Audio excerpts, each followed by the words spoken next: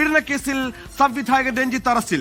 ലൊക്കേഷനിൽ പീഡിപ്പിക്കാൻ ശ്രമിച്ചെന്ന യുവനടിയുടെ പരാതിയിലാണ് നടപടി. രഞ്ജിത്ത് നിലവിൽ തൊടുപുഴ പോലീസിന്റെ കസ്റ്റഡിയിലാണ്. നടപടികൾ പൂർത്തിയാക്കി കൊച്ചിയിലേക്ക് കൊണ്ടുവരും.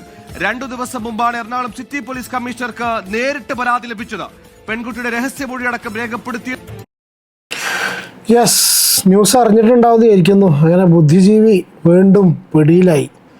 ഞാൻ ഈ ബുദ്ധിജീവിൻ്റെ പഴയ കേസിൽ വീഡിയോ ചെയ്ത സമയത്ത് ഒരു ലോഡ് തെറി കമൻറ്റ് വന്നിരുന്നു എനിക്ക്.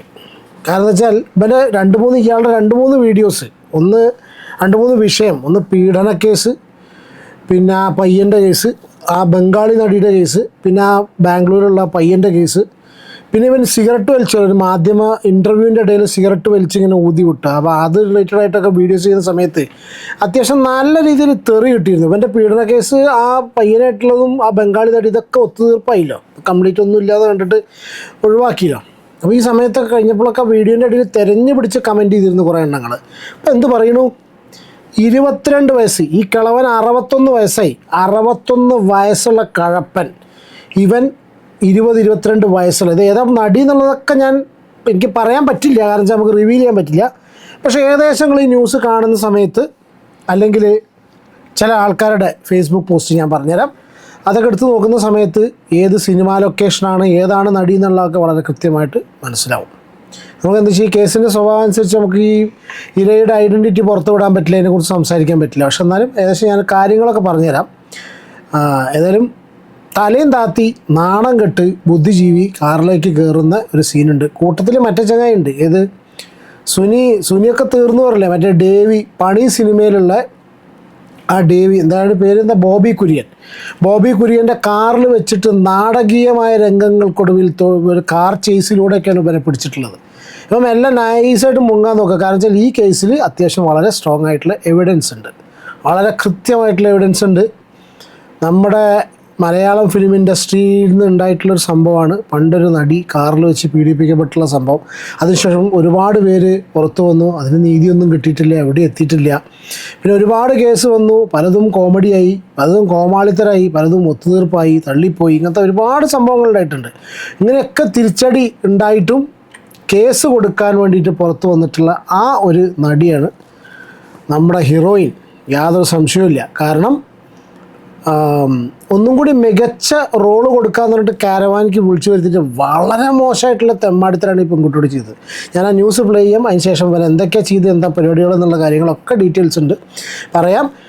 ഫസ്റ്റ് ടൈമാണ് ചാനൽ കാണുന്നുണ്ടെങ്കിൽ ഒന്ന് സബ്സ്ക്രൈബ് ചെയ്ത് വെക്കൂ. പറ്റിയാൽ വീഡിയോ ഒന്ന് ഹൈപ്പ് ചെയ്ത്, ഒന്ന് ലൈക്ക് ചെയ്ത്, ഷെയർ ചെയ്ത് കാണാൻ ശ്രമിക്കുക. നിങ്ങളുടെ അഭിപ്രായം എന്തായാലും കമൻറ്റ് ചെയ്യുക. വളരെ നാടകീയമായ രീതിയിലാണ് ഈ അറസ്റ്റ് നടന്നിരിക്കുന്നത് എന്നുള്ളതാണ് ഏറ്റവും പ്രധാനപ്പെട്ട കാര്യം. തൊടുപുഴയിൽ സിനിമാ ചിത്രീകരണത്തിന് വേണ്ടി എത്തിയ ഘട്ടത്തിലാണ് രഞ്ജിത്തിനെ തൊടുപുഴ പോലീസ് അറസ്റ്റ് ചെയ്യുന്നത്.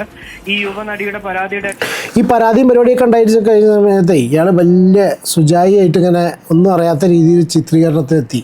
അപ്പോൾ ഇത് എവിടെയെങ്കിലും ഈ സംഭവം ലീക്കായി കഴിഞ്ഞാൽ ഇവന് രക്ഷപ്പെടാനും പിന്നെ ഏതെങ്കിലും സംസ്ഥാനത്തേക്ക് കടക്കാനും അവിടുന്ന് മുൻകൂർ ജാമ്യവും കാര്യങ്ങളൊക്കെ നേടിയിട്ടുള്ള വരാനുള്ള വകുപ്പുണ്ടായിരുന്നു. ഇതൊക്കെ പോലീസ് മുൻകൂട്ടി അറിഞ്ഞ് വളരെ കൃത്യമായിട്ടുള്ള പ്ലാനിങ് സ്കെച്ചിങ്ങോട് കൂടിയാണ് വരാത്തായിട്ടുള്ളത്. അടിസ്ഥാനത്തിൽ കൃത്യമായിട്ടുള്ള അന്വേഷണം നടന്നിരുന്നു. ആ സിനിമാ ലൊക്കേഷനിൽ വെച്ച് ഈ യുവനടിയെ പീഡിപ്പിക്കാൻ ശ്രമിച്ചു എന്നുള്ളതാണ് പ്രധാനപ്പെട്ട പരാതി. ഇതിന്റെ അടിസ്ഥാനത്തിൽ യുവനടി ആദ്യം സിനിമയിലെ ഈ ലൊക്കേഷനിലെ ICCയിൽ കംപ്ലൈന്റ് നൽകിയിരുന്നു. എന്നാൽ അവിടെ നടപടിയാകാത്തതിനെ തുടർന്ന് DGPക്ക് പരാതി നൽകുകയായിരുന്നു. DGP പരാതി സ്വന്തം സിനിമ സെറ്റിലൊരു വിഷയം നടന്നിട്ട് അവിടുത്തെ പ്രൊഡ്യൂസർക്കും ബാക്കിയുള്ള ആൾക്കാർക്കും അവിടെ സഹായിക്കുമെന്ന് കരുതിയിട്ടുള്ള ആൾക്കാരുണ്ടല്ലോ, വേറെ കുറേ കണാപ്പന്മാരുണ്ടല്ലോ, ഇവർക്കൊന്നും പരാതി കൊടുത്തിട്ട് അതിന് യാതൊരുവിധ നീതി അവിടെ നിന്ന് ലഭിച്ചിട്ടില്ല. എന്നിട്ടാണ് പിന്നീട് ഈ സ്ത്രീ പോലീസിൽ DGPക്ക് പരാതി കൊടുക്കേണ്ട സിറ്റുവേഷൻ ഉണ്ടായിട്ടുള്ളത്. ഏതായാലും ആൾ പഴയ SFIക്കാരനാണ്.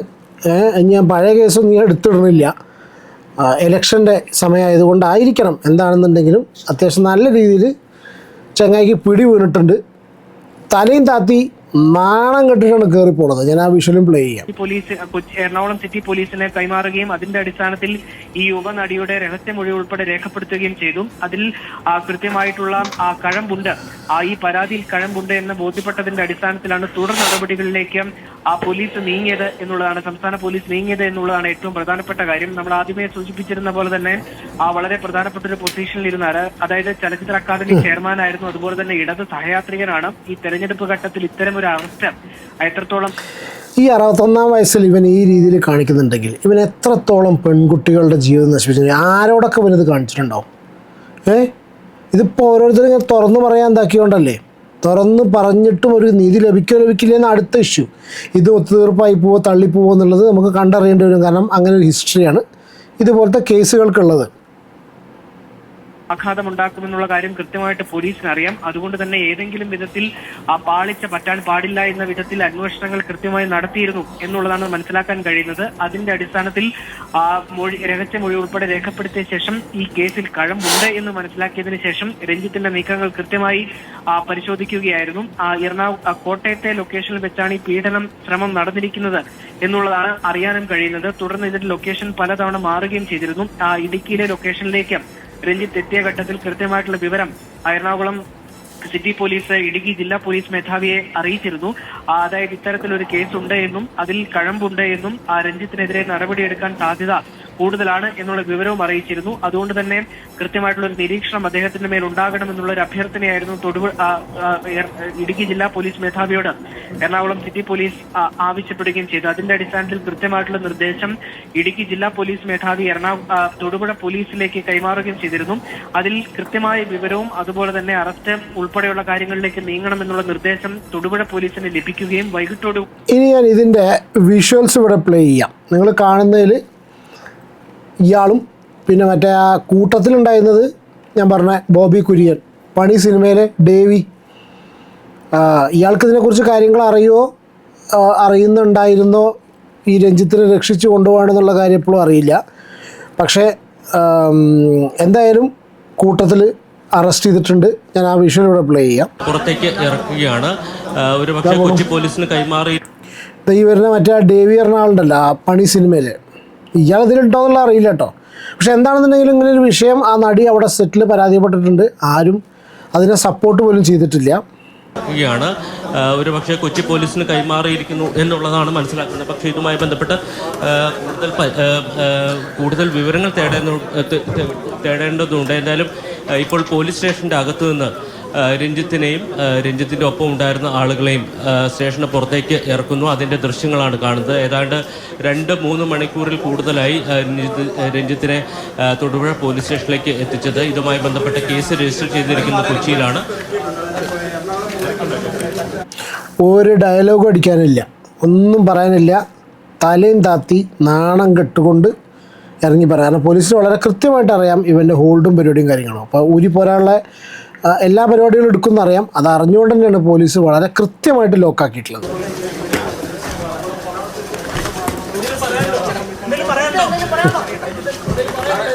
ഒന്നും പറയാൻ എന്താണ് പറയാണ്ടോ ചോദിക്കുമ്പോഴേ ഒന്നും പറയാൻ എന്ത് പറയണം. 61 വയസ്സുള്ള മുതുക്കൽ വെറും 10-22 വയസ്സുള്ള ഒരു പെൺകുട്ടിയോടാണ് ഇതുപോലത്തെ ചേറ്റത്തരം ചെയ്തത്. ഇവരെയൊക്കെ എന്താ വേണ്ടത്? ഞാൻ രഹസ്യമായിട്ടാണ് നടത്തിയത്. ഇല്ലെങ്കിൽ മുങ്ങും, ഇല്ലെങ്കിൽ കഴിച്ചിലാവും ഇവൻ. ബുദ്ധിജീവിനെ അന്ന് ഞാൻ റിയാക്ട് ചെയ്ത സമയത്ത് ചില്ലറ ഈ വിഷയത്തിൽ മറ്റേ പയ്യൻ്റെ ആ കേസ് തള്ളിപ്പോയി എന്ന് കണ്ട് കഴിഞ്ഞത് ശേഷം കമൻസ് എനിക്ക് മാത്രമല്ല ഈ ഒരു വിഷയത്തിൽ സംസാരിച്ചിട്ടുള്ള ഒരുപാട് ക്രിയേറ്റേഴ്സിന് വന്നിട്ടുണ്ട്. അപ്പോൾ അത്രയധികം വർക്ക് ഇതിൻ്റെ പുറകിൽ നടക്കുന്നുണ്ട്. ഇനി എന്താണാവോ പറയാനുള്ളത്? ഒറ്റ കാര്യം മാത്രം, 61 വയസ്സ്, മകളെക്കാളും പ്രായം, മകളുടെയും കൂടെ അല്ല മകളെക്കാളും പ്രായം. ഒന്നും പറയാനില്ല. എന്താണ് നിങ്ങളുടെ അഭിപ്രായം എന്നുള്ളത് കമൻറ്റ് ചെയ്യൂ. ചാനൽ സബ്സ്ക്രൈബ് ചെയ്യാതെ ഇറങ്ങി വീഡിയോ കാണുന്നുണ്ടെങ്കിൽ സബ്സ്ക്രൈബ് ചെയ്യുക, സപ്പോർട്ട് ചെയ്യുക. അടുത്തൊരു വീഡിയോയിൽ കാണാം. Take care and God bless. By.